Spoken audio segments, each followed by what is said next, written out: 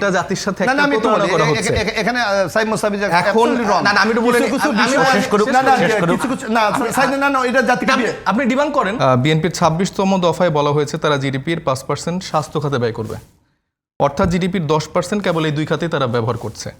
অন্যদিকে বাংলাদেশের মোট বাজেটেই হলো জিডিপির 12.65%। তো এর মধ্যে পাবলিক সার্ভিস খাতে প্রায় 5% ব্যয় হয়। এছাড়া তার সঙ্গে আছে ইম্পোর্ট বিল, কৃষিখাত, সামাজিক নিরাপত্তা, অবকাঠামো উন্নয়ন ও প্রশাসনিক ব্যয়। তাহলে মানে প্রশ্ন দাঁড়াচ্ছে যে এই বাজেট কাঠামোর মধ্যে বিএনপির ঘোষিত 31 দফা কিভাবে বাস্তবায়ন হচ্ছে।